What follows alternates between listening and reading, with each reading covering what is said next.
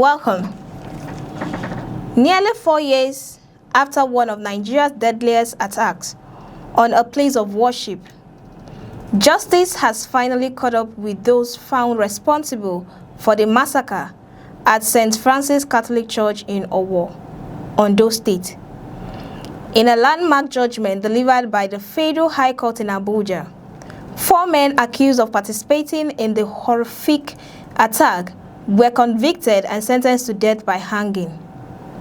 The ruling has been welcomed by victims' families, church leaders, residents of Ondo State, and many Nigerians who have waited for years to see those behind the tragic held accountable.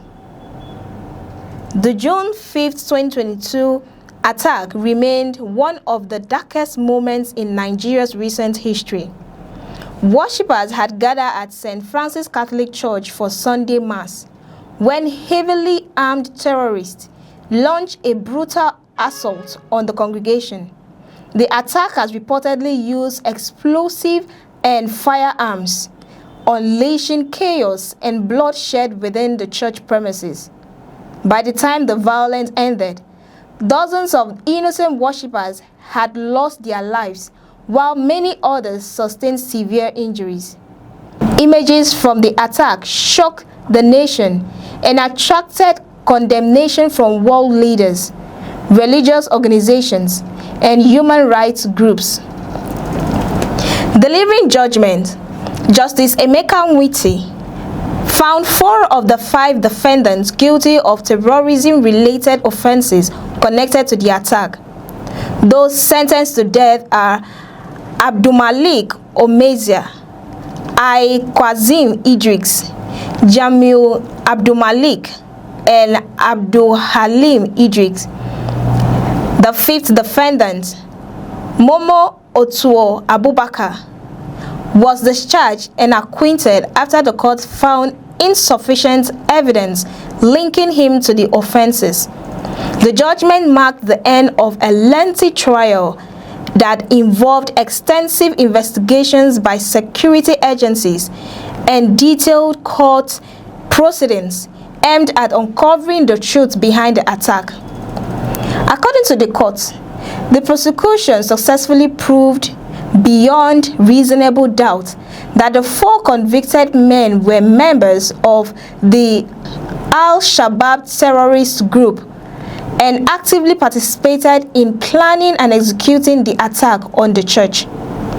Justice Emeka stated that evidence presented before the court showed that the defendants joined the terrorist organization in 2021 through an individual identified as Oduba. The court further established that meetings were held in Kogi State where plans for the attack were discussed and finalized before the operation was eventually carried out in Ondo State. During the trial, prosecutors presented extensive evidence to support their case. The Department of State Services called 11 witnesses and submitted 23 documents that were admitted by the court. Investigators detailed how the attack was planned, coordinated, and executed.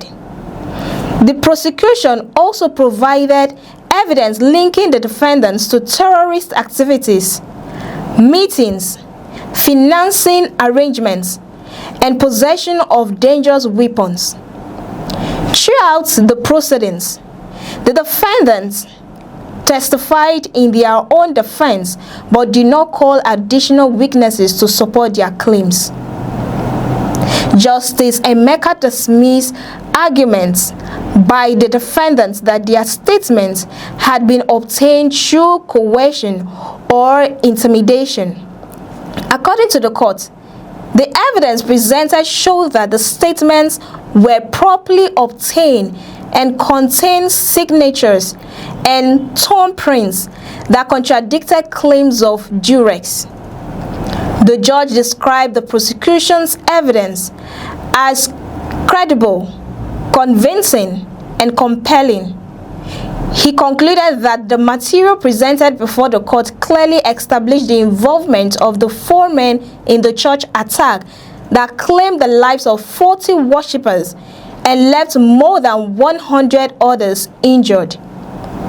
In addition to the death sentences, the court imposed separate prison terms on the convicts for other offenses connected to the terrorism. Each of the 4 men was sentenced to 20 years imprisonment on counts relating to membership of a terrorist organization, participation in terrorist meetings, and conspiracy.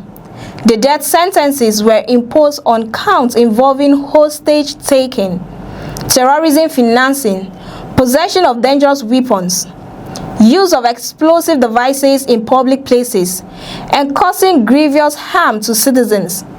The judgment represents one of the most significant terrorism-related convictions recorded in recent years. The verdict had been widely welcomed in Ondo State, where memories of the attack remain fresh despite the passage of time. Governor Lucky Aiyedatiwa praised judiciary and security agencies for securing the convictions.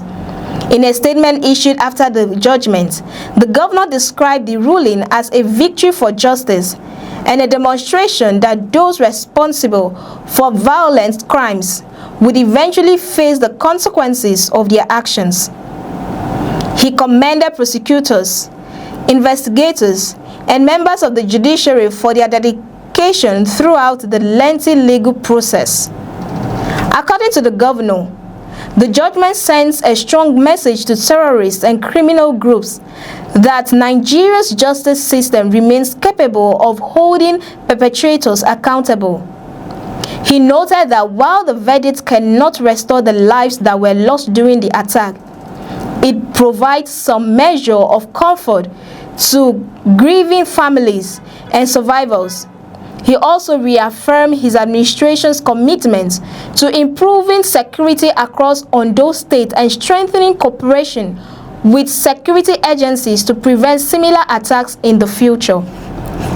The Catholic Diocese of Ondo also reacted to the judgment.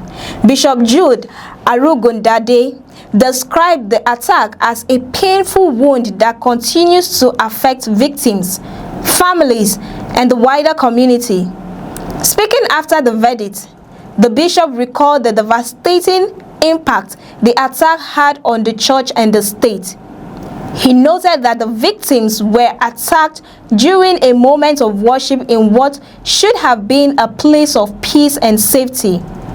According to him, the tragedy permanently changed the lives of many families and remains one of the most painful events in the history of the diocese. In a separate but equally significant judgment delivered in Anambra State, 2 men convicted of kidnapping a businessman and collecting a ransom were also sentenced to death by hanging.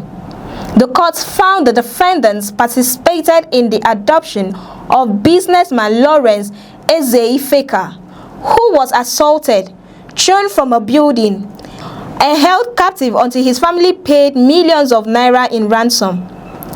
The conviction was seen as another indication of the judiciary's willingness to impose severe penalties on individuals involved in violent crimes.